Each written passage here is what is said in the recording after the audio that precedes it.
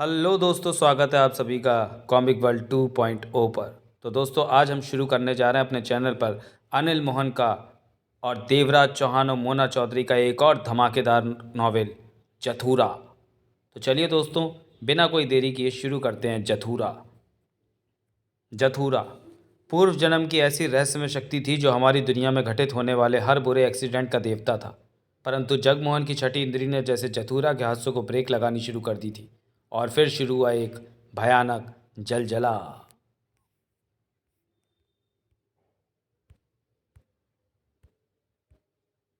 जथुरा वो बेढंगा सा पत्थर था जो कि उस सुनसान सड़क के 50 फीट ऊपर हवा में देर से थैर लहरा रहा था। अजीब सा पत्थर, इधर उधर से दो चार चोंचें बाहर निकली हुई थीं, कहीं से गहरा तो कहीं से उभरा हुआ था। परंतु उसमें एक बात बेहद खास थी, वो थी उसका चमकना। जब भी वो सूर्य की सीधी किरणों के सामने आता तो उसके चमकने का नज़ारा देखने ही वाला होता। रंग बिरंगी किरणें निकलती उसमें से और कई फीट दूर तक फैलती दिखाई देती। यूं वो पत्थर ज़्यादा बड़ा नहीं था, हाथ की मुट्ठी में उसे जकड़ा जा सकता था, परंतु फिर भी वो थोड़ा बहुत दिखाई देता रहता। यह हैरत और रहस्यमय की बात थी कि वो देर से उस सड़क के 50 फीट ऊपर मंडरा रहा था। सड़क पर से इक्का दुक्का वाहन कभी कभार निकल जाते थे। धूप से तप रही थी सड़क, गर्मी ने मौसम को बेहाल किया हुआ था। तभी दूर सड़क पर काले रंग की लंबी कार आती दिखाई दी। कार की खिड़कियों के शीशे काले थे। उसके अलावा सड़क पर दूर तक कोई वाहन नजर नहीं आ रहा था। वो कार अब पास आ चुकी थी। एकाएक वो चमकता पत्थर तेजी से नीचे आया और कार के आगे के शीशे पर जा लगा। चटाक की तेज आवाज़ आई और वो पत्थर कार के भीतर प्रवेश कर गया। शीशा चटक गया था। फौरन ही कार के ब्रेक लगते चले गए। कार में दो व्यक्ति थे। दोनों की उम्र 50-55 थी। उन्होंने महंगे कपड़े पहन रखे थे। उनमें से एक कार को चला रहा था और दूसरा बगल में बैठा था। दोनों बचपन के यार थे। अब दोनों अलग अलग बिजनेस करते थे और अपने काम में सफल थे। इस वक्त वे दोनों 5-7 दिन मौज मस्ती में बिताने के लिए दिल्ली से कहीं दूर जा रहे थे। उनकी मौज मस्ती में खलल ना पड़े, इस वास्ते उन्होंने साथ में ड्राइवर भी नहीं लिया था। एक का नाम लक्ष्मण दास था, दूसरा सपन चड्डा था। यह हादसा होते ही लक्ष्मण दास ने फौरन कार के ब्रेक लगा दिए। पहिए की चीखने की आवाज़ उभरी फिर थम गई। दोनों ने एक दूसरे को देखा। चेहरों पर बौखलाहट थी। फिर सामने चटक चुके शीशे को देखा, जिसके पर कुछ भी नज़र नहीं आ रहा था। शीशे में उस जगह पर छेद नज़र आ रहा था जहाँ से रास्ता बना था। वो पत्थर कार के भीतर आ पहुँचा था। क्या हुआ लक्ष्मण? सपन चड्डा परेशान से कह उठा। किसी हरामी ने पत्थर मारा है कार पर, देखता हूँ उस साले को अभी, लक्ष्मण दास ने कहा और कार को सड़क किनारे रोक कर खड़ा किया। छोड़ूंगा नहीं उस कमीने को। वो दरवाज़ा खोलकर बाहर निकलता कह उठा। क्या मुसीबत है? सपन चड्डा बड़बड़ाया और वो भी बाहर निकला। दोनों की निगाह हर तरफ घूमी।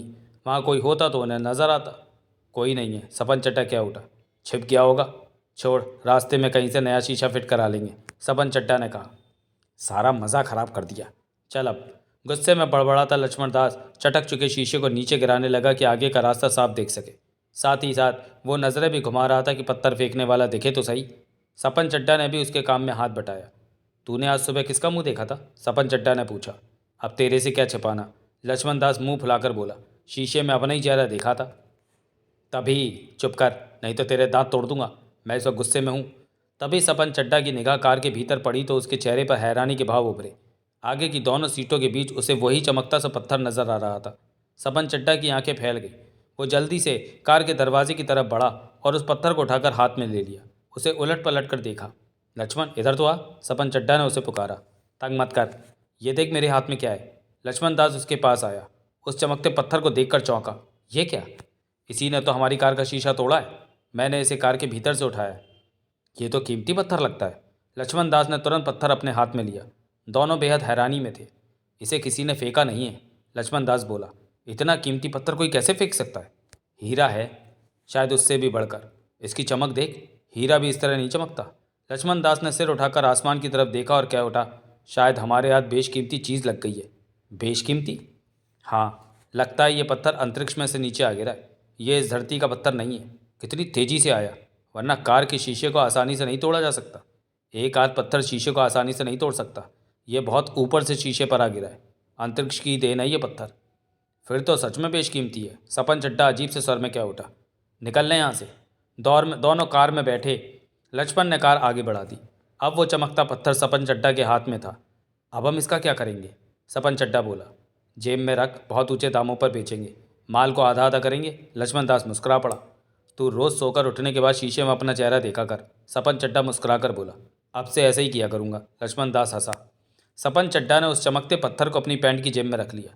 कार अब ज़्यादा रफ्तार से नहीं चल रही थी, क्योंकि सामने का शीशा टूटा होने की वजह से हवा सीधी चेहरों पर पड़ रही थी। अब गर्मी का एहसास उन्हें होने लगा था, वरना पहले तो कार का एसी चल रहा था। कोई वर्कशॉप देख जहाँ से शीशा लगवा सके। आधे घंटे बाद आएगी। लक्ष्मण दास बोला। मैं उस कीमती पत्थर के बारे में सोच रहा हूँ। लगता है हमारी किस्मत के दरवाजे। ओ, क्या हुआ? लक्ष्मण दास ने उसे देखा। वो पत्थर गर्म हो रहा है। सपन चड्ढा ने अपनी पैंट की जेब की तरफ देखा। यह कैसे हो सकता है? ये हो रहा उल्लू के पट्टे। सपन चड्ढा ने हड़बड़ाकर जेब में हाथ डाला और पत्थर निकाला। देख, गर्म है ये। ओह, सच में? लक्ष्मण दास ने पत्थर को हाथ लगाते ही कहा। अब क्या करूं? इसे तो हाथ में रखना भी कठिन होता जा रहा है। सपन चड्ढा कह उठा। डैशबोर्ड पर रख दे। सपन चड्ढा ने फौरन पत्थर को डैशबोर्ड पर रख दिया। ये गर्म क्यों हो रहा है? अंतरिक्ष से आया पत्थर है ये। यहीं की ज़मीन के असर की वजह से कुछ हो रहा होगा। अभी सब ठीक हो जाएगा। सपन चड्ढा रह रहकर डैशबोर्ड पर रखे पत्थर को देखने लगा। लक्ष्मण दास कार चलाने पर ध्यान दे रहा था। तभी सपन चड्ढा की आंखें भय और हैरत से फैलती चली गई। वो पत्थर एकाएक मानवीय आकृति का रूप लेने लगा था। सपन चड्ढा चीख कर लक्ष्मण दास को बताना चाहता था, परंतु होठों से आवाज़ न निकली।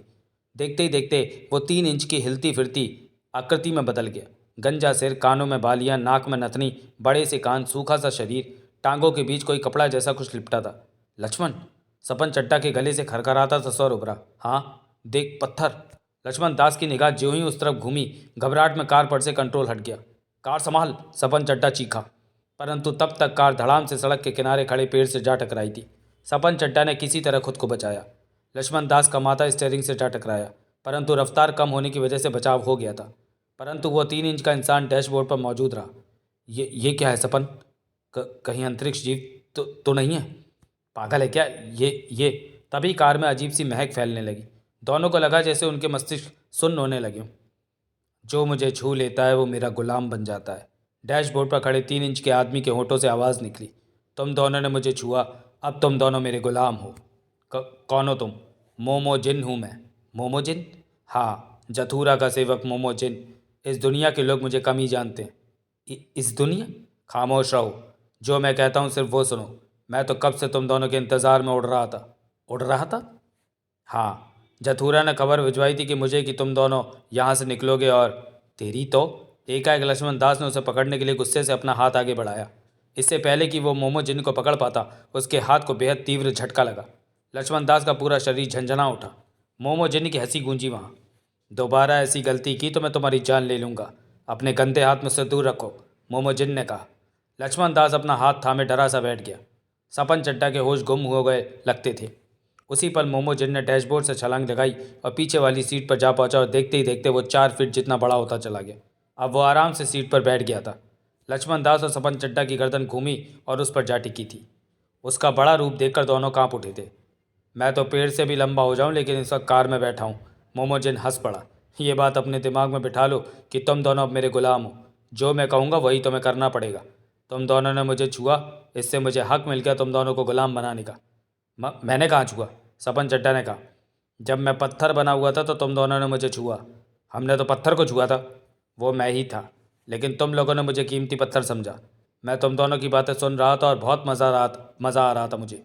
अगर तुम लोग मुझे ना छूते तब मैं तुमसे बात कर ही नहीं सकता था। लक्ष्मण दास और सपन चड्ढा दोनों मन ही मन काँप रहे थे, चेहरे फक्क थे, हालत बुरी थी। तुम हमसे क्या चाहते हो? मैं कुछ नहीं चाहता। मेरी अपनी तो इच्छाएं हैं ही नहीं। वो तो जथुरा का हुक्म मानना पड़ता है। कौन जथुरा? लक्ष्मण, तू जानता है जथुरा को?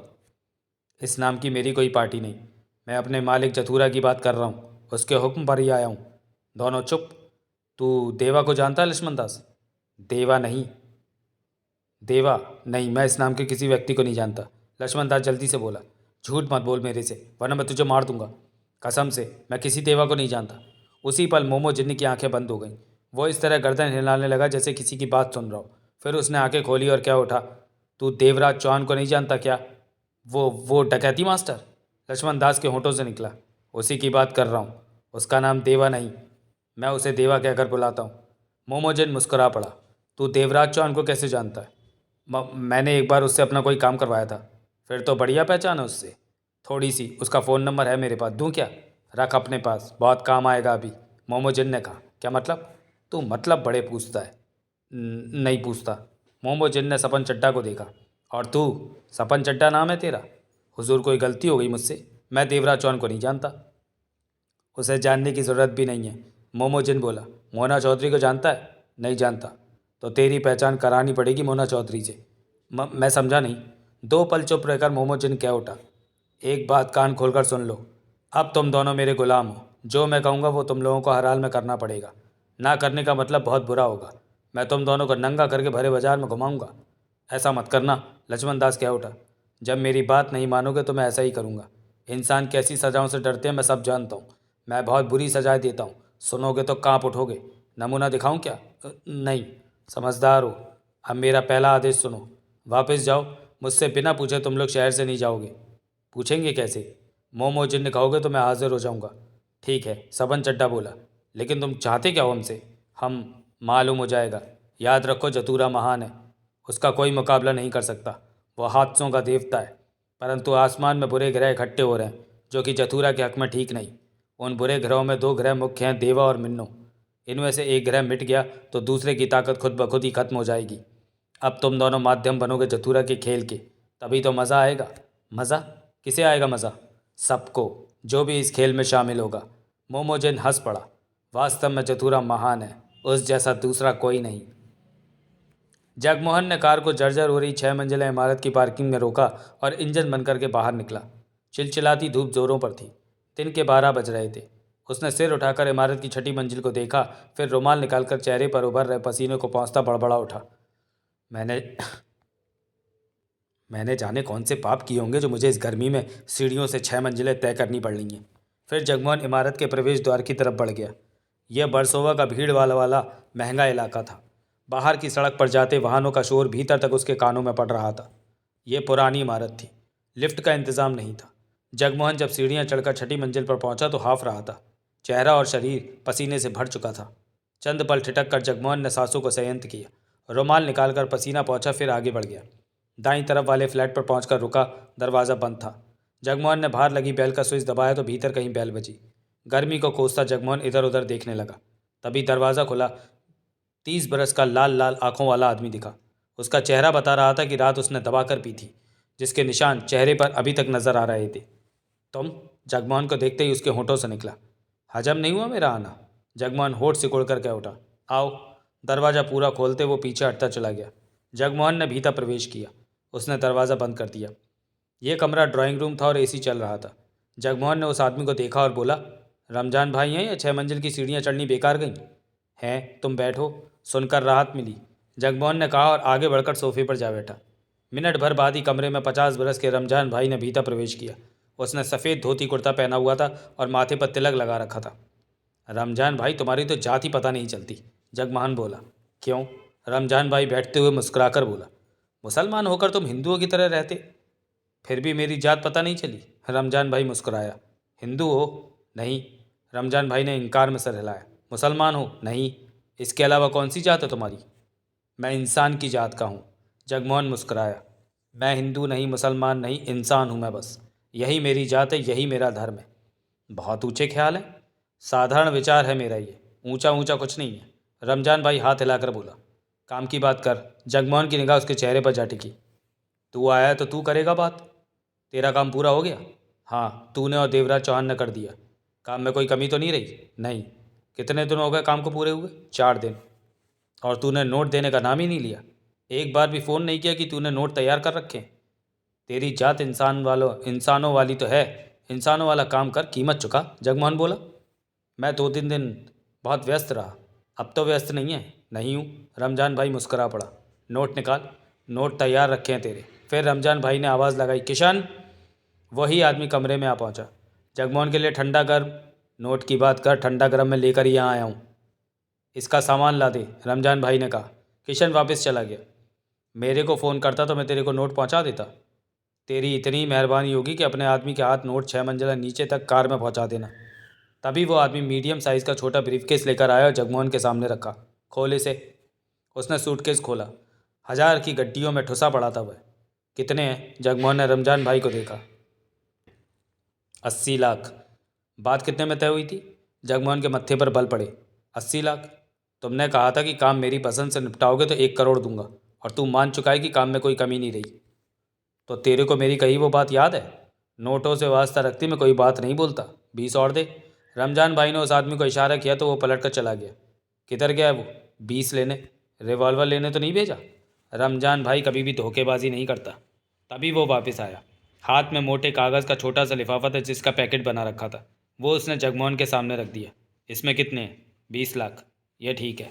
जगमोहन ने लिफाफा उठाया और उसे खोलकर भीतर झाँका। हज़ार हज़ार के नोटों की गड्डियाँ दिखी। नोट असली है ना? कहीं ये तो नहीं कि छापा खाना लगाकर उसमें छपे नोट मुझे टिका रहे हो? रमजान भाई मुस्कुराया। अब इस सामान को नीचे मेरी कार तक, कहते कहते जगमोहन के मस्तिष्क को तीव्र झटका लगा। उसे लगा जैसे दिमाग में कोई चीज़ घुसती चली गई हो। आंखें बंद कर ली, होठ ज़ोरों से भींच लिए। इस बदलाव पर रमजान भाई चौंका। उसने अजीब से स्वर में पुकारा, क्या हुआ जगमोहन, तू ठीक तो है? जगमोहन ने हाथ उठाकर उसे खामोश रहने का इशारा किया। आंखें बंद हो गई थीं, परंतु जगमोहन के मस्तिष्क की हालत अजीब सी थी। धमाके से उठ रहे थे दिमाग में, बिजलियां सी कौंध रही थीं। तभी उसे एयरटेल का बड़ा सा बोर्ड लगा मस्तिष्क में दिखा। सामने सड़क थी जिस पर ढेरों वाहन आ जा रहे थे। फिर कुछ आगे उसे बस स्टॉप दिखा। स्टॉप की शेड के नीचे 10-12 लोग खड़े थे। उनमें 24-25 बरस की युवती थी जिसने जीन्स की पैंट और स्कीवी पहन रखी थी। बॉय कट बाल थे उसके। हाथ में उसने छोटा सा पर्स थाम रखा था। साधारण सी खूबसूरत थी उसकी। उसी पल एक काले रंग की काले शीशे चढ़ी कार वहां आ रुकी। कार का पिछला शीशा नीचे हुआ, भीतर युवक दिखा। फिर उस कार का बुरा एक्सीडेंट हुआ। युवती की कार में पड़ी लाश देखी। पास में वो युवक बुरी तरह घायल अवस्था में था। एकाएक जगमोहन की आंखें खुल गईं। रमजान भाई और उसका साथी हैरानी से उसे देख रहे थे। क्या हुआ? रमजान भाई ने अजीब से स्वर से पूछा। मुझे जाना होगा, जगमोहन बेचैनी से कहते हुए उठ खड़ा हुआ। मैंने कुछ देखा। क्या देखा? क्या कह रहे हो? जगमोहन पलटा और तेजी से दरवाजे की तरफ बढ़ा। पैसा तो लेते जाओ। परंतु तब तक जगमोहन बाहर निकल चुका था। फिर जगमोहन नीचे जाने के लिए तेजी से सीढ़ियां उतर रहा था। मस्तिष्क में उभरी घटनाएं उसकी आंखों के सामने नाच रही थीं। युवती का चेहरा स्पष्ट तौर पर वो अपने दिमाग में महसूस कर रहा था। वो रुकना चाहता था, ठिठक कर उन सब बातों का मतलब समझना चाहता था, परंतु कदम थे कि आगे बढ़े जा रहे थे, जैसे कोई उसे चलने पर मजबूर कर रहा हो। वो नीचे पहुंचा। पसीने से उसका शरीर भर चुका था, लेकिन उसे अपना होश नहीं था। पार्किंग में खड़ी कार की तरफ ना जाकर वो तेज़ तेज़ कदमों से मुख्य प्रवेश गेट की तरफ बढ़ता चला गया। जगमोहन उस गेट से बाहर निकल आया। सामने ही सड़क पर वाहन तेजी से आते जाते दिखाई दे रहे थे। तभी उसकी निगाह सड़क पर ठीक सामने एयरटेल के बड़े बोर्ड पर पड़ी। वो चौंका। यही बोर्ड तो मैंने देखा था, बिल्कुल यही था। जगमोहन एकाएक बेचैन हो उठा। उसी पल वो तेजी से आगे बढ़ा। वाहनों से भरी सड़क उसने पार कर ली और फुटपाथ पर ठिठक कर उसने उस एयरटेल के बोर्ड को देखा कि अगले ही पल उसकी निगाह बाई तरफ घूमती चली गई। इस तरफ, इधर ही तो है वो बस स्टॉप। जगमोहन बड़बड़ाते हुए तेजी से फुटपाथ पर आगे बढ़ता चला गया। वाहनों का कानों को फाड़ देने वाला शोर कानों में पड़ रहा था। पसीने से भर चुका था वो, परंतु अपनी तो जैसे उसे होश ही नहीं थी। करीब 150 कदम चलने पर उसे बस स्टॉप दिखा। वो तेजी से चलता वहां जा पहुंचा। वहां पर 10-12 लोग खड़े थे। जगमोहन की निगाह उन लोगों पर गई। फिर जगमोहन स्तब्ध रह गया। वही युवती खड़ी थी जो उसके दिमाग ने देखी थी। वही कपड़े, वैसा ही पर्स। जगमोहन भारी तौर पर बेचैनी महसूस करने लगा। आगे बढ़ता हुआ वो युवती से 2 कदम के फासले पर जा खड़ा हुआ। अब जगमोहन समझ नहीं पा रहा था कि क्या करे। कभी युवती को देखता तो कभी सड़क पर जाते वाहनों को देखने लगता। उसी क्षण एक काली कार बस स्टॉप पर आ रुकी। उसके काले शीशे थे, वही कार जो उसके दिमाग ने देखी थी। जगमोहन बुरी तरह चौंका। तभी उस कार का पीछे वाला शीशा नीचे हुआ तो जगमोहन स्तब्ध रह गया। वही युवक भीतर बैठा दिखा जो उसके मस्तिष्क ने देखा था। जगमोहन का हाल बुरा हो चुका था अब तक। उस युवक ने आंख मारकर युवती से कहा, चलना है? 3,000 दो दूंगा। ठीक है, कहकर युवती कार की तरफ बढ़ने को ही युवक ने कार का दरवाज़ा खोल दिया। इससे पहले कि युवती आगे बढ़ती, जगमोहन ने झपट कर उसकी कलाई पकड़ ली। छोड़ो मुझे, युवती हड़बड़ा कर बोली। उसके साथ मत जाओ, जगमोहन कह उठा। मेरी उससे बात हो चुकी है, पहले तुम बात करते तो मैं तुम्हारे साथ। इस कार का एक्सीडेंट होने वाला है, जगमोहन तेज स्वर में बोला। तुम मर जाओगी। बकवास मत करो, वो मुझे 2,000 दे रहा है, मैं तुम्हारे साथ जाने वाली नहीं, युवती ने क्रोध से कहकर अपनी कलाई छुड़ाई और आगे बढ़कर खुले दरवाजे से कार में जा बैठी। युवक ने दरवाज़ा बंद किया और दांत दिखाकर जगमोहन को देखा। इस कार से बाहर निकल आओ, जगमोहन चीखा। कार का एक्सीडेंट होने वाला है। युवक हंसा। उसी पल कार आगे बढ़ गई। जगमोहन होठ पीछे कार को जाता देखने लगा। तभी जगमोहन की आंखें फैल गईं। सामने से आता ट्रक, जिसका कि अचानक बैलेंस बिगड़ गया था, वो अपनी जगह छोड़कर एकाएक उल्टी दिशा में आने लगा। सामने काली कार थी जो कि आगे बढ़ रही थी। बचो! जगमोहन गला फाड़कर चिल्लाया। बस स्टॉप पर खड़े अन्य लोगों की निगाह भी उस तरफ उठी। यही वो पल था जब तेज रफ्तार से आता ट्रक कार को रौंदता चला गया। जगमोहन ठगा सा खड़ा रह गया। टक्कर की ऐसी आवाज़ उभरी जैसे बम फटा हो। आधी कार ट्रक के नीचे जा धंसी सी। इसके साथ ही ट्रैफिक रुकने लगा। लोग इकट्ठे होने लगे। जगमोहन पागलों की तरह कार की तरफ दौड़ा। अभी पूरी तरह वहाँ भीड़ इकट्ठी नहीं हुई थी। कार के पास पहुंचकर वो ठिठक गया। कार का पीछे वाला दरवाज़ा अधखुला हुआ था। भीतर यूसुफ्ती की उसी तरह लाश पड़ी नजर आई जैसा कि उसने देखा था, और उसी सीट पर बगल में मौजूद युवक बुरी तरह घायल हुआ तड़प रहा था। तभी लोगों ने वहाँ इकट्ठा होना शुरू कर दिया था। जगमोहन भीड़ से बाहर आया और वापस चल पड़ा। इस वक्त वही जानता था कि उसकी क्या हालत हुई पड़ी है। युवती का चेहरा बार बार उसकी आंखों के सामने घूम रहा था। उसने युवती को रोकने की भरपूर चेष्टा की, परंतु वो नहीं रुकी थी। उसे रोकने की थोड़ी और कोशिश करनी चाहिए थी, उसने सोचा। जगमोहन वापस उस इमारत के अहाते में खड़ी कार की ड्राइविंग सीट पर जा बैठा। बेहद अजीब सी हालत हो रही थी उसकी। सिर घूमा हुआ लग रहा था। आंखों के सामने रह रहकर वो एक्सीडेंट और युवक युवती का चेहरा आ रहा था। क्या हो गया था उसे? उसे कैसे पता चल गया कि आने वाले वक्त में वो बुरी घटना होने वाली है?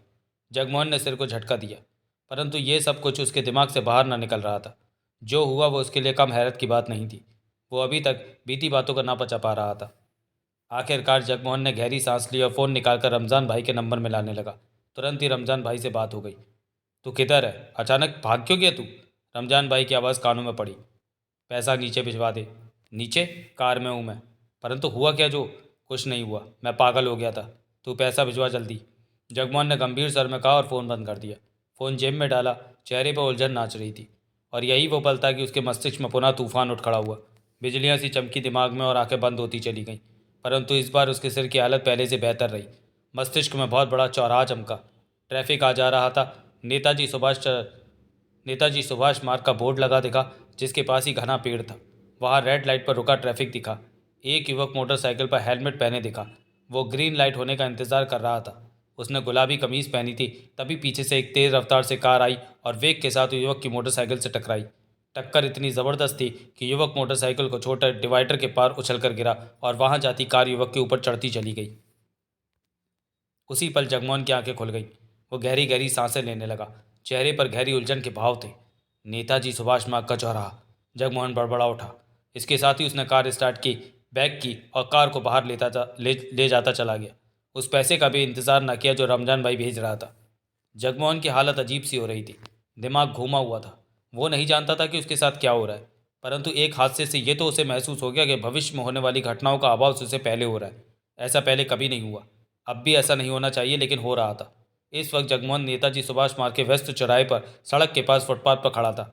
कुछ दूरी पर उसे घने पेड़ की छाया में नेताजी सुभाष मार्ग वाला वो बोर्ड जगह दिखाई दे रहा था जो उसके मस्तिष्क में चमका था। यही वो चौराहा था जो उसके मस्तिष्क में दिखाई दिया था। वो ऐसी जगह खड़ा था जहाँ पास ही रेड लाइट होने पर वाहन रुक रहे थे। उसकी बेचैन निगाह बार बार रुकने वाले वाहनों पर जा रही थी, परंतु गुलाबी कमीज वाला मोटरसाइकिल सवार अभी तक उसे नहीं दिखा था। वो पता भी कर चुका था कि इस चौराहे पर कोई एक्सीडेंट तो नहीं हुआ, परंतु ऐसा कुछ नहीं हुआ था। कहीं ये सब उसका वहम तो नहीं? नहीं, वहम नहीं है। उसने सब कुछ तो मस्तिष्क में स्पष्ट देखा था। पहली बार जब मस्तिष्क में युवती का एक्सीडेंट दिखा था तो वो बात भी सही निकली थी। फिर ये वाली बात गलत कैसे हो सकती है? लेकिन वो गुलाबी कमीज़ वाला। अगले ही पल जगमोहन की आंखें फैलती चली गई। वो वही था, गुलाबी कमीज़ वाला। वैसा ही हेलमेट हेलमेट पहने हुए था। मस्तिष्क ने इसी की तो छवि देखी थी। अभी अभी वो मोटरसाइकिल पर सवार हुआ रेड लाइट पर आ रुका था। उसके आगे दो कारें थीं। दाईं तरफ एक कार थी, बाईं तरफ सड़क के बीच का फुटपाथ था। वो फुटपाथ के पास था। उसके पीछे की तरफ अभी तक कोई वाहन नहीं आया था। एक्सीडेंट होने वाला है, जगमोहन के मस्तिष्क में कौंधा। अगले ही पल जगमोहन तेजी से उसकी तरफ दौड़ा। रुके वाहनों के बीच में से होता उसके पास जा पहुंचा और उसका कंधा पकड़कर उसे ऊंचे स्वर में उससे कह उठा, सुनो, तुम्हारा एक्सीडेंट होने वाला है। पागल हो तुम क्या? हेलमेट पहने युवक ने उसे देखा। मैं सच कह रहा हूँ, जगमोहन चीखा। पीछे से तेज रफ्तार से आती कार तुम्हें टक्कर मारेगी और तुम डिवाइडर के पास सड़क पर गिरोगे और तुम्हारे ऊपर से कार निकलेगी। ये होने वाला है। तुम कोई ठागो, मैं तुम्हारी बातों में नहीं आने वाला। मेरी बात मानो और यहाँ से हट जाओ। जगमोहन का सर गुस्से से भर गया। पास में मौजूद कार का ड्राइवर हंसकर कह उठा, तुम तो ऐसे बता रहे हो जैसे सब कुछ पहले ही अपनी आंखों से देख चुके हो। हाँ, मैंने देखा है, जगमोहन तेज स्वर में बोला। तभी तो कहा है कि चलो जाओ यहाँ से। मोटरसाइकिल पर सवार युवक कह उठा। मेरी बात का यकीन करो, ये सब अभी होने वाला है। जगमोहन की आवाज़ में गुस्सा आ गया। बकवास मत करो। जगमोहन का खून खौल उठा। तभी जगमोहन के कानों में एक फुसफुसाहट पड़ी। तुम क्यों मेरा खेल खराब कर रहे हो? जगमोहन ने चौंक कर आसपास देखा, परंतु कोई ना दिखा। कौन है? जगमोहन के होठों से अजीब सा स्वर निकला। मोटरसाइकिल वाला कार ड्राइवर हैरानी से जगमोहन को देखने लगे। पागल है सच में ये तो, कार सवार कह उठा। सुन लिया? वो फुसफुसाहट पुनः जगमोहन के कानों में पड़ी। ये तुझे पागल कह रहे हैं। कौन हो तुम? मैं तो पोते बाबा हूँ। पोते बाबा? कौन पोते बाबा? जथुरा का सेवक। मैं नहीं जानता जथुरा को। जगमोहन गुस्से से कह उठा। कानों में कोई हंसा। जगमोहन होठ बीचे युवक से पुनः कह उठा। हट जाओ यहाँ से, तुम मरने वाले हो। रेड लाइट अभी पार कर जाओ, मेरी बात। चले जाओ पागल इंसान, वो युवक गुस्से से कह उठा। तुम मेरी बात मानते क्यों? अगले ही पल जगमोहन की आंखें फैल गई। वो पीछे देख रहा था। पीछे वही कार तेजी से बढ़ी चली आ रही थी जो उसके मस्तिष्क में दिखी थी। वो आ गई, वही कार। जगमोहन के होठों से निकला। युवक ने भी पीछे देखा। जगमोहन तेजी से पीछे हटता चिल्लाया। मोटरसाइकिल छोड़कर पीछे हट जाओ, तुम्हारा बुरा एक्सीडेंट होने वाला है। युवक वहीं मोटरसाइकिल पर बैठा रहा। पास आने पर भी उस कार की रफ्तार कम नहीं हुई थी। जगमोहन वहां से हटकर वापस फुटपाथ पर चढ़ गया। वो परेशान सा कार को देख रहा था। उसने युवक को देखा जो मोटरसाइकिल पर बैठा पीछे आती कार को देख रहा था। हमारे तैयार किए हादसों को रोक पाना आसान नहीं होता। वही फुसफुसाहट पुनः जगमोहन के कानों में पड़ी। जगमोहन की निगाह पुनः आसपास घूमी। कोई न दिखा। उसकी निगाह पुनः कार पर जा टिकी। आंखें फैल चुकी थी जगमोहन की। ठीक तभी वो कार रफ्तार से मोटरसाइकिल से जा टकराई। जगमोहन की आंखों ने वही देखा जो उसका मस्तिष्क पहले देख चुका था। टक्कर लगते ही युवक का शरीर जोरों से उछला और मोटरसाइकिल छोड़कर पास के डिवाइडर को फलांग कर दूसरी तरफ सड़क पर जा गिरा कि तभी सामने से आती कार उसके ऊपर चढ़ती चली गई। जगमोहन ने आंखें बंद कर ली। जो बुरी घटना को रोकना चाहता था वही घट गई थी। जगमोहन ठगा से खड़ा उधरी देखता रहा। आगे बढ़ने की चेष्टा न की। यहीं से उसे युवक का कुचला शरीर नजर आ रहा था। जगमोहन ने गहरी सांस लेकर आंखें खोली और थके से अंदाज में उस तरफ बढ़ गया जहाँ उसने कार खड़ी की थी। एक्सीडेंट रोज ही होते थे, रोज ही लोग मरते थे, परंतु जगमोहन के लिए दुख की बात यह थी कि होने वाली घटना को उसे पहले पता चल रहा था, परंतु वह चाहकर भी वक्त रहते बुरी घटना को बचा ना पा रहा था। पहले उस युवती ने भी उसकी बात नहीं मानी, अब उस युवक ने भी उसकी बात नहीं मानी थी। इसी बात का दुख हो रहा था जगमोहन को। उखड़े मन से जगमोहन अपनी कार में जा बैठा। मस्तिष्क में उथल पुथल मची हुई थी कि आखिर उसके साथ ये सब क्या हो रहा है, क्यों उसे पहले ही होने वाले हादसों का आभास होने लगा है। परंतु इस बात का जवाब उसके पास नहीं था। मन दुखी था कि सब कुछ पहले पता होते हुए भी वो उस युवती और युवक की जान नहीं बचा पाया, परंतु इसमें उसका भी दोष नहीं था। उन्होंने उसकी बात मानी होती तो वो अवश्य बच गए होते। जगमोहन कार स्टार्ट करने लगा कि उसी पर उसके कानों में फुसफुसाहट पड़ी। कर ली तूने अपनी? जगमोहन चींका। युवक की मौत के साथ ही इस रहस्यमय आवाज़ को तो बिल्कुल ही भूल गया था। जगमोहन ने कार में निगाह मारी, परंतु दिखा कोई भी नहीं। मुझे ढूंढ रहा है? वो आवाज़ पुनः उसके कानों में पड़ी। मैं तेरे पास आगे वाली सीट पर बैठा हूँ, पहले ही आकर बैठ गया था, क्योंकि मैं जानता था कि अब तू वापस कार में ही आएगा। जगमोहन ने सीट पर निगाह मारी, लेकिन वो खाली नजर आई। मैं तेरे को नज़र नहीं आऊँगा, क्योंकि मैंने अदृश्य होने की दवा खा रखी है। वो आवाज़ पुनः सुनाई दी। तू है कौन? जगमोहन के माथे पर बल पड़ गए थे। पोते बाबा। मैं तेरे को नहीं जानता। बताया तो मैं जथुरा का सेवक हूँ। मैं जथुरा को नहीं जानता, जगमोहन ने कहा। वो मेरा मालिक है, सामने आकर बात कर। जगमोहन के होठ भिज गए। नहीं आ सकता। क्यों? तू मुझे देख सके इसके लिए मुझे चांदी के कलश में रखी दवा खानी होगी। चांदी के कलश में रखी दवा? हाँ, वहाँ पर चांदी और सोने के कलश रखे हुए हैं। सोने के कलश में रखी दवा खाने से इंसान अदृश्य हो जाता है, और चांदी के कलश में रखी दवा खाने से उसकी अदृश्यता समाप्त हो जाती है, वह पुनः दिखने लगता है। अब तो दोनों दवाएं खत्म होने वाली हैं। दोबारा बनाऊंगा वापस जाकर। जगमोहन के कानों में पड़ने वाली आवाज़ शांत और सामान्य थी, जैसे दोस्ती में बात चल रही हो। तेरी बात सुनकर मुझे हैरानी हुई। मेरे लिए ये सब साधारण बातें हैं। तू मेरे पास क्यों आया? तेरे भले के लिए। कैसा भला? जथुरा के कामों में अड़चन मत बन, वरना बुरा भुगतेगा। अब उस आवाज़ में धमकी का पुट आ गया था। जगमोहन के चेहरे पर अजीब से भाव आ ठहरे। मैं जथुरा को नहीं जानता, और फिर मैंने क्या किया है? तूने उन हादसों को रोकने की चेष्टा की। हाँ की। यही हमारे कामों में अड़चन डालना है। तू जथुरा के कामों को रोकने की चेष्टा कर रहा है। मैं समझा नहीं। जगमोहन भारी तौर पर उलझन में दिखने लगा। जथुरा हादसों का देवता है। तुम्हारी दुनिया में होने वाले बुरे एक्सीडेंट को जथुरा ही तो तैयार करता है। हमारी दुनिया में? जगमोहन ने अजीब से स्वर में पूछा। तुम कौन सी दुनिया से हो? चंद पल कार में खारी खामोशी रही। कहाँ हो तुम? जगमोहन बोला। यहीं हूँ। पास वाली सीट से आवाज़ आई। जवाब दो, तुम किस दुनिया की बात कर रहे हो? मैंने तो सोचा था जग्गू कि तूने मुझे पहचान लिया होगा। जग्गू?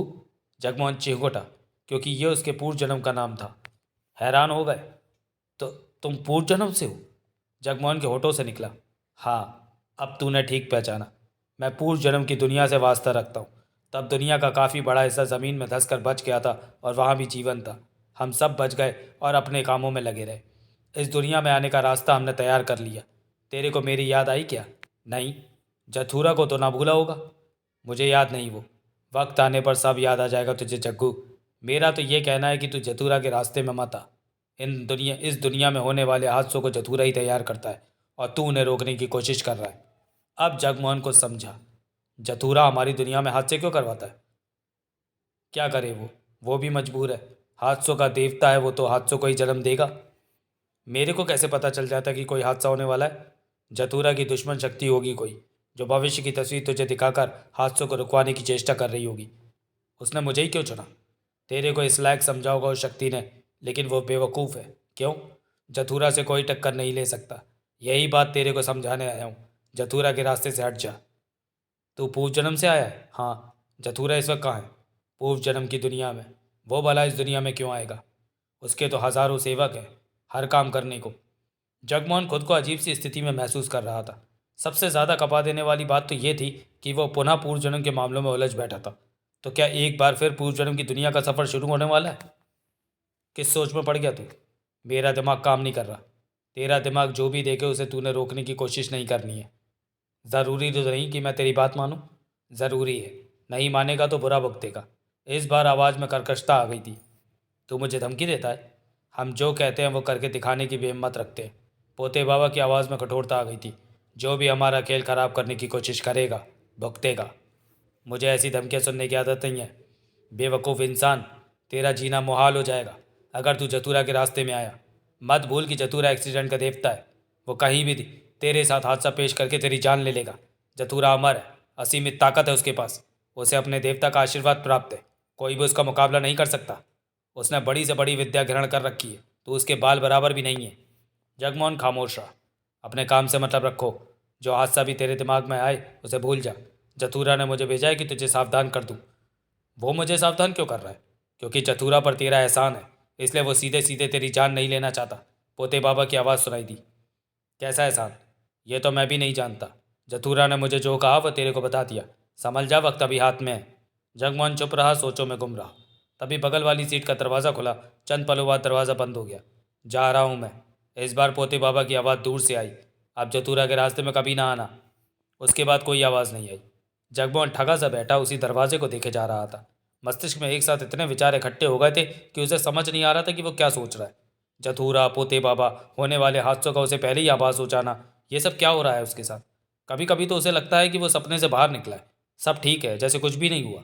लेकिन उथल पुथल मच चुकी थी। उसके साथ जो भी हो रहा है वो सपना नहीं, हकीकत है। तभी जगमोहन चौंका। उसका फ़ोन बजने लगा था। हेलो। जगमोहन ने फ़ोन निकाल कर बात की। क्या हो गया है तुझे? रमजान भाई की आवाज़ कानों में पड़ी। किशन पैसा लेकर नीचे पहुंचा तो तू वहाँ नहीं मिला। जगमोहन ने गहरी सांस ली। सब ठीक तो है? रमजान भाई की आवाज़ कानों में पड़ी। हाँ ठीक ही है। पैसा मैं एक दो दिन में फिर किसी वक्त ले लूँगा। तू ठिकाना बता, किशन वहीं पहुँचा देता। संभाल के रख, मैं ले जाऊँगा। जगमोहन बंगले पर पहुंचा। वो देवराज चौहान को जल्द से जल्द आप बीती बताना चाहता था। मन में व्याकुलता ठूस ठूस कर भरी हुई थी, परंतु मुख्य द्वार बंद मिला। स्पष्ट था कि देवराज चौहान बंगले पर नहीं था। जगमोहन ने गहरी सांस ली और पास ही रखे गमलों की कतार पर नजरें गईं। वह आगे बढ़ा और एक खास गमले के नीचे रखी चाबी निकाली और मुख्य दरवाज़ा खोलकर भीतर प्रवेश कर गया।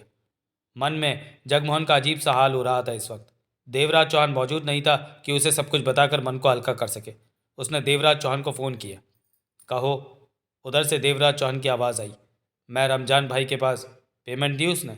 हाँ। वो कोई परेशानी तो नहीं हुई? उधर से देवराज चौहान ने पूछा। नहीं हुई। रमजान भाई की तरफ से कोई समस्या नहीं आई। मैं जल्दी में हूँ तो मैं फिर फ़ोन करूँगा। सुनो तो, जगमोहन ने कहना चाहा, परंतु उधर से देवराज चौहान ने फ़ोन बंद कर दिया था। जगमोहन मन ही मन और उखड़ गया कि देवराज चौहान ने उसकी बात नहीं सुनी, परंतु ये भी जानता था कि देवराज चौहान इस वक्त कहीं फंसा होगा, तभी उससे ज़्यादा बात नहीं कर पाया। जगमोहन कुर्सी पर आ बैठा और बीती सारी बातें याद करने लगा। पोते बाबा, जथूरा, और वो कौन है जो उसे पहले ही होने वाले हादसों का आभास करा देता है। पोते बाबा ने कहा था कि वह जथूरा की कोई दुश्मन शक्ति होगी, परंतु वो शक्ति उससे क्या चाहती है। जगमोहन उठा और किचन में जा पहुंचा। इन सब बातों ने उसका दिमाग खराब कर दिया था। उसने चाय बनाई और इन बातों को अपने से दूर करने की चेष्टा की, परंतु सफल नहीं हो सका। सब कुछ उसे अजीब सा लग रहा था। कभी उसे यकीन होता तो कभी उस यकीन पर अविश्वास की छाया मंडराने लगती। उसने चाय समाप्त की, वक्त देखा, शाम के 4:30 बज रहे थे। कुछ आराम करने की सोची। वो चाहता था कि घंटा भर नींद आ जाए, ताकि जब नींद से उठे तो दिमाग हल्का हो उसका। बेडरूम में पहुंचा, जूते उतारे और बेड पर जा लेटा। कपड़े चेंज करने के बारे में सोचा भी नहीं, आंखें बंद कर ली। परंतु दिमाग में चैन कहाँ। सब कुछ सोचों के तौर पर उसके दिमाग में गुड़मुड़ हो रहा था। वो परेशान हो उठा कि उसे चैन क्यों नहीं मिल रहा। तभी पुनः बिजलियाँ सी कौंधी उसके दिमाग में। आंखें पहले से ही बंद थी। जगमोहन की छठी इंद्री को संकेत मिल गया था कि फिर उसका मस्तिष्क कुछ देखने जा रहा है। अगले ही पल उसके मस्तिष्क ने मीरा नाइट क्लब का साइन बोर्ड चमकते देखा। उसके बाद उसे बड़ी सी घड़ी दिखी जिसमें रात के 11:30 बज रहे थे। क्लब में काफ़ी लोग दिखे। फिर उसके मस्तिष्क में बार काउंटर के पास खड़ा एक व्यक्ति दिखा। उसने रिवॉल्वर निकाली, देखी, फिर उसे वापस जेब में रखा और पलटकर तेजी से क्लब के बाहर की तरफ बढ़ गया। उसके बाद जगमोहन के मस्तिष्क ने बोरीवली की एक सड़क देखी जिस पर फ्लैट बने हुए थे। उस व्यक्ति को उसने कार से बाहर निकलते देखा। सामने ही फ्लैटों के नंबर 144, 145, 146 लिखे दिखे। फिर वो आदमी 146 नंबर के फ्लैट की बेल बजाता दिखा। दरवाज़ा खोलने वाली औरत थी। वो उसे देखते ही बोली, आज आपने बहुत देर लगा दी। जवाब में आदमी ने जेब से रिवॉल्वर निकालते हुए कहा, तू मेरी वफादार नहीं। जिस बच्चे को तूने पैदा किया है वो मेरा नहीं है। औरत हैरानी से कह उठी, ये आप क्या क्या। और उस आदमी ने उस पर गोली चला दी। वो नीचे जा गिरी। आदमी भीतर गया और एक बेड पर सोए छोटे से बच्चे को गोलियों से भून दिया। जगमोहन की आंखें खुल गई। हड़बड़ाकर वो उठ बैठा। उसकी सांसें तेजी से चल रही थीं। अजीब से ढंग से वो सामने की दीवार को देखे जा रहा था। मीरा नाइट क्लब, रात 11:30 बजे। जगमोहन बड़बड़ा उठा। वो आदमी वहाँ से बोरीवली के फ्लैट पर जाएगा और अपनी पत्नी व बच्चे को गोली से मार देगा। जगमोहन कुछ पल चुप रहा। नहीं, मैं ऐसा नहीं होने दूंगा। क्या करूं? क्या उस औरत को पहले से ही आगाह कर दूं कि आज रात उसका पति उसे गोली मार देगा? जगमोहन बड़बड़ाया, नहीं, ऐसा करने का कोई फ़ायदा नहीं। वो औरत उसकी बातों पर यकीन नहीं करेगी। पहले कौन सा उस युवती या उस मोटरसाइकिल वाले ने युवक ने उसकी बातों पर यकीन किया था। सब ने उसे ही पागल समझा। वो औरत भी उसे पागल ही कहेगी। तो क्या करें? जगमोहन बेड से उतरा और कमरे में चहलकदमी करने लगा। उसने मन ही मन सोचा कि क्यों न वो खामोशी से बैठ जाए। जो होता है होता रहे। लेकिन उसके मन को ये बात जची नहीं। कुछ बुरा होने वाला था और उसे पहले ही मालूम हो गया था, तो उसे उस हादसे को रोकना चाहिए। ये उसका इंसानी फर्ज बनता था। परंतु कैसे? कैसे करे, कैसे रोके? जगमोहन देर तक इसी चिंता में घुलता रहा। मीरा नाइट क्लब, रात के 10:45 पर। जगमोहन ने कार को क्लब की पार्किंग में खड़ा किया और भीतर प्रवेश कर गया। क्लब में शाम की रौनक जवान थी। तेज प्रकाश ने वहां दिन का उजाला कर रखा था। जगमोहन क्लब के उस हिस्से में पहुंचा जहाँ बाहर था। वो काफ़ी बड़ा हॉल था। एक तरफ फ्लोर पर बैंड का इंतजाम था। मध्यम सा मीठा म्यूजिक चल रहा था। दो जोड़े वहां पर थिरक रहे थे। टेबल के पास लगी कुर्सियों पर 50 से ज़्यादा लोग विस्की का मज़ा ले रहे थे। 100 के करीब लोग दीवारों के साथ रखे ऊंचे स्टूलों पर बैठे थे या गिलास थामे खड़े बातें कर रहे थे। छत और दीवारें सजावट से भरी हुई थी। हर तरफ रंगीन और मज़ा लेने वाला माहौल था। जगमोहन के चेहरे पर गंभीरता नजर आ रही थी। वो उस चेहरे को तलाशने की चेष्टा कर रहा था जिसे उसके मस्तिष्क ने देखा था, परंतु इतनी भीड़ में जैसे उसे ढूंढ पाना आसान नहीं था। जगमोहन बार काउंटर पर पहुंचा। उस स्टूल को देखा जहां उसके दिमाग ने उस व्यक्ति को बैठे देखा था। जगमोहन उस खाली स्टूल के बगल वाले स्टूल पर बैठ गया। यहाँ क्या करने आया तू? कानों में पोते बाबा की फुसफुसाहट पड़ी। जगमोहन ने गहरी सांस लेकर आसपास नज़र घुमाई। तू जानता है कि मैंने अदृश्य रहने वाली दवा खा रखी है। नज़र नहीं आऊँगा। पोते बाबा का सर पुनः कानों में पड़ा। जगमोहन ने बार काउंटर के उस तरफ मौजूद बारमैन से कहा, लार्ज बियर। Payment sir. नियम के मुताबिक पेमेंट पहले ली जाती है। 250 रुपये सर। जगमोहन ने उसे पैसे दिए। बोल, बता तू यहाँ क्यों आया है? पोते बाबा का सर पुनः कानों में पड़ा। बियर पीने। जगमोहन ने लापरवाही से कहा। झूठ मत बोल। इसमें झूठ क्या है? मैं जानता हूँ तू यहाँ क्यों आया है। बता क्यों आया हूँ। चालाक मत बन। मेरा दिमाग खराब मत कर। जथुरा ने मुझे फिर से भेजा है तेरे पास कि तेरे को फिर समझाऊं। तू सुधरेगा नहीं जग्गू। मेरा दिमाग मत खा, चला जाए यहाँ से। जगमोहन ने बुरा सा मुंह बनाया। तभी बारमैन ने बियर का मन जगमोहन के सामने रख दिया। जगमोहन ने मग उठाकर घूंट भरा।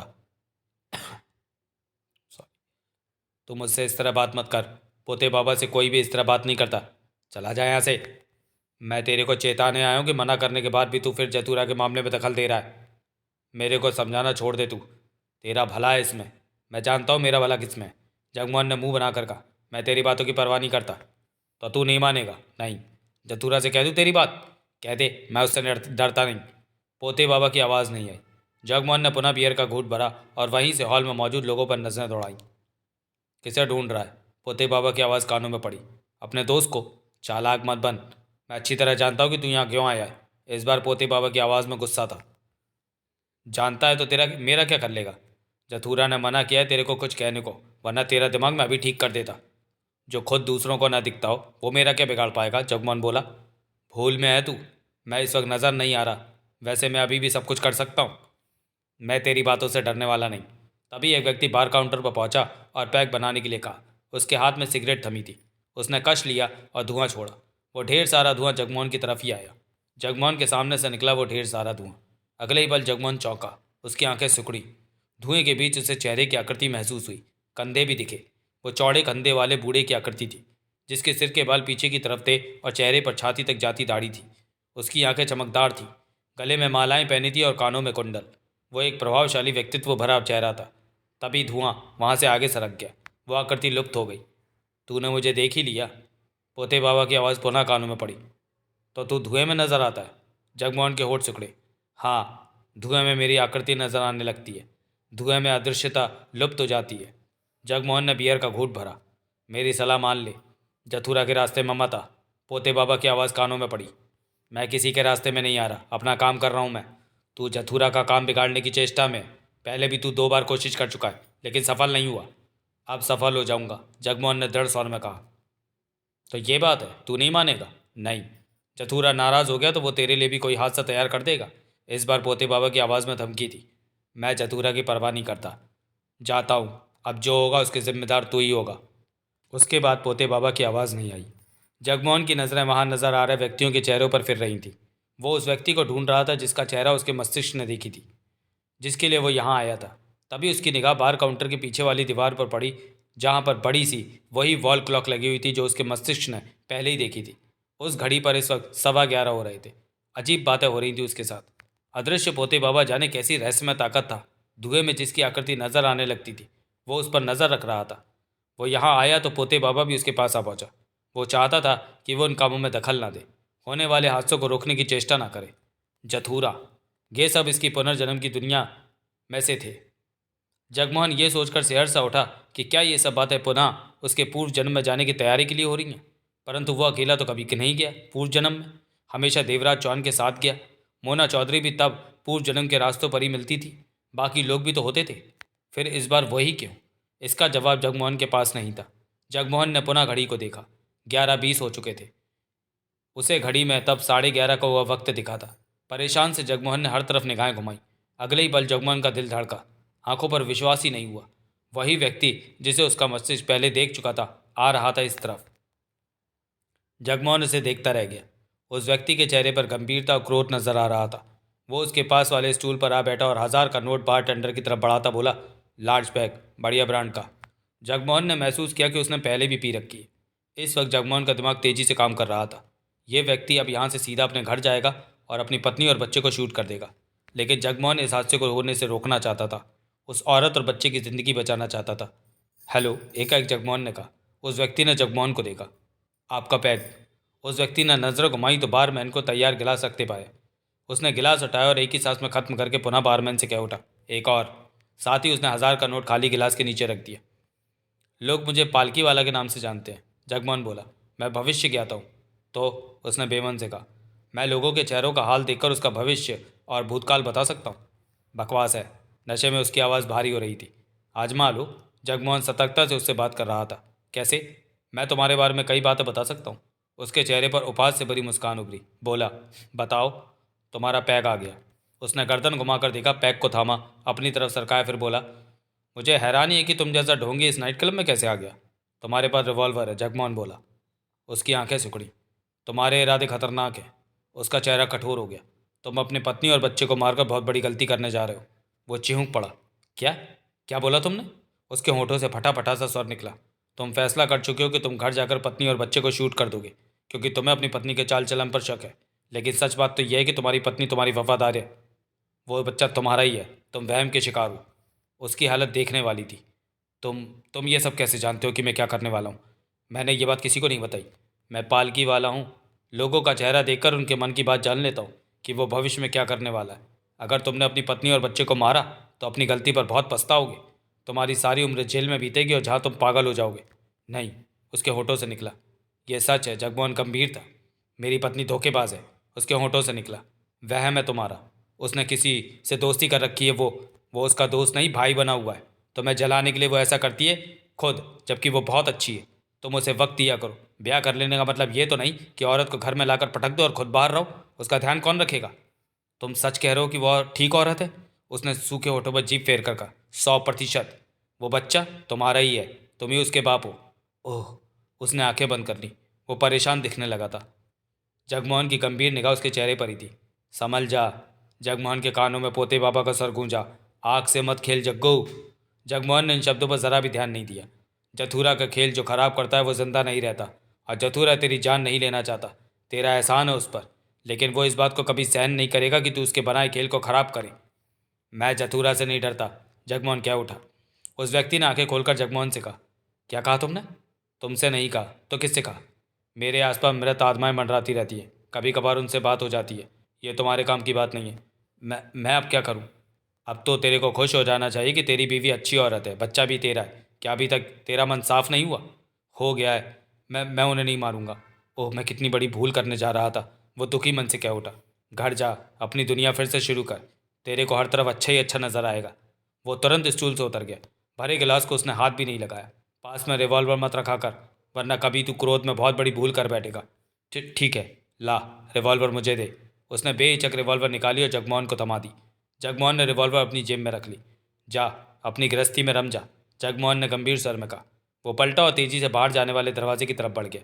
जगमोहन ने चैन की लंबी सांस ली। इस बार उसने ठीक ढंग से मामला संभाल लिया था। तो तूने जतूरा से झगड़ा मोल ले ही लिया जग्गू। मेरे समझाने पर भी नहीं समझा। भाड़ में जा तू और तेरा जतूरा, जगमोहन ने कहा और स्टूल से उतरकर बाहर की तरफ बढ़ गया। अब तू बुरा भुगतेगा। पोते बाबा की आवाज़ पुनः कानों में पड़ी। जतूरा जान चुका होगा कि तूने क्या गुल खिलाया है। जगमोहन पोते बाबा की किसी भी बात का जवाब नहीं दे रहा था। जगमोहन बंगले पर पहुंचा। रात का 1 बज रहा था। देवराज चौहान नहीं आया था। उसने भीतर प्रवेश करके लाइट जलाई और देवराज चौहान को फ़ोन किया। कहाँ हो? बात होते ही जगमोहन ने पूछा। मैं दिल्ली में हूँ। देवराज चौहान की आवाज़ कानों में पड़ी। 1-2 दिन बाद लौटूंगा। ऐसा क्या काम पड़ गया जो आने पर बताऊंगा? इसके साथ ही उधर से देवराज चौहान ने फ़ोन बंद कर दिया था। जगमोहन ने रिसीवर वापस रख दिया। यही सोचा कि किसी काम में व्यस्त हो गया होगा देवराज चौहान। खैर, मनी मन जगमोहन को तसल्ली थी कि उसने 2 लोगों को मरने से बचा लिया। मनी मन फैसला किया कि कल बोरीवली जाकर उस फ्लैट में देखेगा कि वहाँ सब ठीक तो है। डिनर वो ले आया था। सोने से पहले कॉफ़ी पीने का मन था तो वो किचन में जा पहुंचा। तब जगमोहन कॉफ़ी बना रहा था कि पोते बाबा की आवाज़ कानों में पड़ी। बहुत खुश हो रहा होगा तू कि जथूरा का काम खराब कर दिया। खुश हूँ? जथूरा का काम खराब करने के लिए नहीं, बल्कि 2 लोगों की जान बचाने के लिए। एक ही बात है, परंतु उन 2 लोगों को मरने से बचाकर तेरे को क्या मिला? मन की शांति। मन की शांति? जग्गू, अब तो जथूरा तेरे जीवन में अशांति पैदा करने जा रहा है। मैं तेरी बातों की परवाह नहीं करता। तू परवाह करेगा, बहुत जल्द करेगा। जब तू बर्बाद होने जा रहा होगा तब तुझे मेरी बातें याद आएंगी। मैं तेरी बातों से डरने वाला नहीं, तू डरपोक है, मैं जानता हूँ। अच्छा, जो मैं नहीं जानता मेरे बारे में वो बात तूने जान ली? हैरानी है। तो हिम्मत वाला होता तो सामने आकर मेरे से बात करता, यूं अदृश्य होकर नहीं। इससे समझ गया कि मैं डरपोक हूँ, बहुत बड़ा डरपोक। 2 पलों की खामोशी के बाद पोते बाबा की आवाज़ पुनः कानों में पड़ी। तू शायद मेरी अहमियत को कम आंक रहा है, क्योंकि मैं बार बार तेरे पास आ रहा हूँ। जगमोहन चुप रहा। हादसों का देवता मान जतूरा का मैं सबसे खास सेवक, सलाहकार और नज़दीकी हूँ। यह रुतबा हमारी दुनिया में बहुत बड़ा माना जाता है। रास्ती ठाट है मेरे। समझ रहा है जग्गू? सुन रहा हूँ। मैं किसी के पास जाऊं ये बात ही अपने आप में बड़ी होती है। फिर तो तेरे को मेरे पास नहीं आना चाहिए था। जथूरा ने मना किया था कि किसी और को भेज दे पोते पापा, लेकिन मैंने स्वयं तेरे पास आना ठीक समझा। क्यों? क्योंकि तू पहले दर्जे का मक्कार और झूठा है। दूसरा कोई तुझे नहीं संभाल सकता। तो तूने मुझे संभाल लिया। संभाल ही रहा हूँ। बेशक शक्ति ही क्यों ना करनी पड़े, तुझे संभाल लूँगा। तूने बताया जतूरा हादसों का देवता है। हाँ, तुम्हारी दुनिया में सब हादसे जतूरा के तैयार किए ही होते थे। तो मेरे लिए जतूरा को एक हादसा तैयार कर देना चाहिए कि जिसमें फंसकर मैं मर जाऊं। यकीनन ऐसा ही किया जाएगा, परंतु जतूरा को तेरा एहसान याद है तो? जगमोहन ने कॉफ़ी का प्याला थामा और किचन के बाहर आ गया। वो तेरी जान नहीं लेना चाहता। फिर तो फंस गया जतूरा। उसने कसम नहीं खा रखी। तू ना माना तो फिर उसे तेरी जान लेनी पड़ेगी। जगमोहन ड्राइंग रूम में सोफे पर जा बैठा, घूट भरा। जतूरा ने खास तौर से मुझे तेरे पास भेजा है कि तेरे को समझाऊं कि उसके रास्ते में मत आ। मैं अपना कर्म कर रहा हूँ। किसी के रास्ते में नहीं आ रहा। तेरे कर्म हमारे लिए बुरे हैं, मान जा जग्गू। मैं तेरी परवाह नहीं करता पोते बाबा। अच्छा होगा कि तू दोबारा मेरे पास ना आए। मैं जथूरा का सेवक हूँ। वो कहेगा तो मैं तेरे पास 100 बार आऊँगा। जगमोहन ने कॉफ़ी का घूंट भरा। तुझे दौलत से बहुत प्यार है ना? तो तू कहे तो मैं तेरे को ऐसे कीमती पत्थर ला दूँ जिन्हें बेचकर तू दौलत का बहुत बड़ा भंडार खड़ा कर ले। यह सब तो इसलिए कर रहा है कि मेरा दिमाग भविष्य की घटनाओं को जो पहले ही देख लेता है उन्हें मैं रोकने की चेष्टा ना करूं, लोगों का बुरा हो जाने दूं, खामा खा के एक्सीडेंट तो मैं लोगों को मरने दूं। हाँ, तू ठीक समझा। मेरे बारे में तू गलत सोच रहा है। दौलत पाने के लिए मैं इतना भी कमीना नहीं कि तू जिस तरह से दौलत इकट्ठी कर रहा है, देवा भी तेरा साथ रहता है। वो क्या मैं जानता नहीं? उन कामों में कमीनापन तो नहीं करते हम। तू मुझे तेरे से कुछ नहीं चाहिए पोते बाबा। जगमोहन गुस्से से बोला। तू चला जाए यहाँ से। मैं तेरे को समझाने तू समझ गया होगा कि मैं तेरी बात नहीं मानने वाला। मेरे को समझाना तेरे बस का है भी नहीं। बहुत बुरा भुगतेगा तू। पोते बाबा के सर में चेतावनी के भाव आ गए। कुएं में जाकर गिर तू, जगमोहन ने कहा और कप रखकर सोफे पर ही लेट गया। अगले दिन जगमोहन की आंख खुली तो सुबह के 9 बज रहे थे। कुछ पल वो आंखें खोले कल की बीती घटनाओं के बारे में सोचने लगा। फिर उठा और किचन में जाकर कॉफ़ी बनाई और सोफे पर बैठकर घूंट भरने लगा। दिमाग में तरह तरह के विचार घूम रहे थे, सोचें तेजी से दौड़ रही थी। अब वो पोते बाबा के बारे में सोचने लग गया था। पोते बाबा जो भी था खतरनाक था, जो नज़र नहीं आता था और कभी भी उसके आसपास मंडराता हो सकता था। उसकी हर हरकत को देख सकता था और उसे पता भी नहीं चल सकता। सिर्फ धुएं में उसकी आकृति चमकने लगती थी। उसकी मौजूदगी का स्पष्ट एहसास होता था। जगमोहन ने लाख सोचा परंतु जथुरा के बारे में कुछ भी याद नहीं आया। ये सब उसके पूर्व जन्म के लोग थे जिनके बारे में सीधे सीधे कुछ भी याद नहीं आ सकता था। जथुरा हादसों का देवता था। इस दुनिया में होने वाले हर बुरे एक्सीडेंट को वही तैयार करता था। वो अपनी दुनिया में बैठा इस दुनिया के लोगों को मौत के मुंह में पहुंचा रहा था। यह गलत बात थी। जतूरा को ऐसा नहीं करना चाहिए। मासूम लोगों की जान नहीं लेनी चाहिए उसे। लेकिन उसे कैसे पहले ही पता चल जाता था कि कहाँ पर क्या हादसा होने वाला है? पोते बाबा कहता है कि कोई ऐसी शक्ति ये सब बातें उसके मस्तिष्क में डाल रही है जो जतूरा के खिलाफ है। परंतु वो शक्ति उसे क्यों इस्तेमाल कर रही है इस मामले में? सोचों का कोई अंत नहीं था। जगमोहन को लग रहा था कि इन सब बातों से वो पूरी तरह से अनजान है कि ये सब क्या हो रहा है। वो तो बार बार यही सोचता कि क्या ये सब बातें पूर्व जन्म की यात्रा की शुरुआत तो नहीं। देवराज चौहान की ज़रूरत महसूस कर रहा था वो। परंतु देवराज चौहान दिल्ली में कहीं व्यस्त था और अब उसने यही तय किया कि देवराज चौहान को फ़ोन पर कुछ नहीं बताएगा। उसकी बातें सुनकर देवराज चौहान खामा का परेशान होगा और जो काम कर रहा है कहीं उसमें भटक ना जाए। देवराज चौहान जब वापस आएगा तभी उसे ये सब बातें बताएगा। जगमोहन ने कॉफ़ी समाप्त की और उठ खड़ा हुआ। वो सबसे पहले बोरीवली के उस फ्लैट पर जाकर देखना चाहता था कि सब ठीक रहा या नहीं। जगमोहन नहा धोकर तैयार हुआ, ब्रेड का नाश्ता किया, फिर कार पर बोरीवली के लिए चल दिया। 50 मिनट के सफ़र के पश्चात जगमोहन बोरीवली के उन फ्लैटों के पास पहुंचा। कार रोकी और 146 नंबर फ्लैट तलाश करके सीढ़ियां चढ़ने लगा। दूसरी मंजिल पर 146 नंबर फ्लैट के दरवाजे पर ठिठका। वहाँ शांति छाई थी। उसने कॉल बेल पर उंगली रखी तो भीतर कहीं बेल बजने का स्वर सुनाई दिया। मनी मन जगमोहन सोच रहा था कि सब ठीक हो। एकाएक दरवाज़ा खुला। जगमोहन ने चैन की सांस ली क्योंकि दरवाज़ा खोलने वाली युवती वही थी जिसे उसके मस्तिष्क ने देखा था। कहिए, युवती ने उसे देखा। तभी पीछे से मर्द की आवाज़ आई। कौन है रानी? जगमोहन ने पहचाना कि ये रात वाले आदमी की आवाज़ थी, यानी कि सब ठीक था। उसकी कोशिश सफल रही। तभी वो व्यक्ति दरवाजे पर आया। उसने छोटे से बच्चे को उठा रखा था। जगमोहन को देखते ही वो चौंका। आप? जगमोहन मुस्करा पड़ा। ओह, भीतर आइए, मैं यही देखने आया था कि क्या सब ठीक है। वो देख लिया, मुझे रोकना मत, मैं व्यस्त हूँ, अभी जाना है। उस आदमी के होठों से कुछ न निकला। वो अवाक सा जगमोहन को देख रहा था। कौन है ये? युवती ने उस आदमी को देखा। जगमोहन पलटा और नीचे जाने के लिए सीढ़ियाँ उतरने लगा। कुछ ही पलों में वो नीचे खड़ी अपनी कार में आ बैठा था। मैंने जथुरा का एक हादसा बेकार कर दिया, 2 की जानें बचा ली। जगमोहन बड़बड़ा उठा। तो आग से खेल रहे हो? कानों में पोते बाबा की आवाज़ पड़ी। तुम फिर आ गए? बहुत खुश हो कि जथुरा का एक हादसा बेकार कर दिया। तुम कब से कार में हो? अभी आया हूँ जब तुम ऊपर गए। पोते बाबा की आवाज़ कानों में पड़ी। तुम अचानक मुझ तक कैसे पहुँच आ जाते हो? जगमोहन ने पूछा। मैं अचानक नहीं आता, मैं भी तुम्हारी तरह इंसान हूँ। हवा नहीं, मुझे भी भीतर बाहर रहने के लिए दरवाजे का इस्तेमाल करना पड़ता है। खास बात सिर्फ यह है कि मैं अदृश्य हूँ। जगमोहन के होंठ सिकुड़े। मतलब कि इंसानी शरीर तुम्हारे साथ है?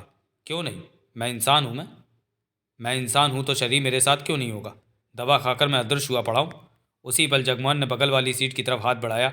जगमोहन का हाथ किसी की भां से टकराया, परंतु वो भाव से नज़र नहीं आ रही थी। जगमोहन पूरा शरीर टटोलने लगा। ये क्या कर रहे हो? पोते बाबा की आवाज़ कानों में पड़ी। बाहाँ, कंधा, सिर, चेहरा, दाढ़ी, सब चीज़ों का एहसास हुआ जगमोहन को। तभी पोते बाबा उसका हाथ झटकता क्या उठा। हाथ पीछे रखो। मुझे अच्छा नहीं लगता कि कोई इस तरह मेरे शरीर को हाथ लगाए। औरतों का स्पर्श तो तुम्हें पसंद होगा, जगमोहन ने कड़वे स्वर में कहा। बहुत पसंद है। जानते हो मेरी उम्र क्या है? क्या? 350 बरस होगी, लेकिन तुम्हारी दुनिया की औरतें मुझे ज़्यादा पसंद हैं। ऐसी 2 औरतों को मैं ले जा चुका हूँ जो अब मेरे साथ रहती हैं। तुम इस दुनिया से 2 औरतों को अपनी दुनिया में ले गए? जगमोहन के माथे पर बल पड़े। हाँ, ये तुमने गलत कहा। मैंने ज़बरदस्ती नहीं की। वो दोनों औरतें स्वेच्छा से मेरे साथ गईं, पोते बाबा ने कहा। मैं नहीं मानता कि वो औरतें अपनी इच्छा से। मैं झूठ नहीं बोलता। क्यों बोलूँगा? तुमसे डरता नहीं मैं। वे दोनों औरतें सहेलियाँ थीं और बुरे हादसे का शिकार होने वाली थीं। मैंने उन्हें देखा तो वो मुझे अच्छी लगी। तब मैं उनसे मिला और उन्हें बताया कि वो दोनों जल्दी मरने वाली हैं। आने वाले वक्त की उन्हें तस्वीर भी दिखा दी जिसमें वे मर रही थीं। मैंने उन्हें समझाया कि अगर वो मेरा साथ स्वीकार कर लेती हैं और मेरे साथ मेरी दुनिया में जाकर मेरी सेवा करेंगी तो वे बच सकती हैं। इस तरह वे तैयार हो गई। जथुरा से नहीं पूछा? जथुरा की इजाज़त से ही मैं उन औरतों को लेकर गया था। तुमने पहले उन औरतों को भयभीत किया, फिर उन्हें अपने साथ चलने पर तैयार कर लिया, परंतु मैंने ज़बरदस्ती नहीं की। घटिया हो तुम। अभी तुम मुझे जानते नहीं, वरना मैं पसंद नहीं करता तुम मेरे पास आते रहो। मैं तुम्हारा पीछा नहीं छोड़ सकता। क्यों? जथुरा ने तुम्हारी जिम्मेवारी मुझ पर सौंपी है कि तुम्हें समझा बुझाकर रास्ते पर लाऊं। तुम्हारी कही कोई भी बात मुझे स्वीकार नहीं। तुम्हें जथुरा की बातें स्वीकार करनी होंगी। तुम मेरे पीछे क्यों पड़े हो? पोते बाबा की आवाज़ नहीं आई। उल्लू का पट्टा, जगमोहन ने कहा और कार स्टार्ट करके आगे बढ़ा दी। चेहरे पर उखड़ापन था। तो चलिए दोस्तों, वीडियो को यहीं समाप्त करते हैं और मिलते हैं जथुरा के अगले भाग में अगले वीडियो में। तब तक के लिए धन्यवाद।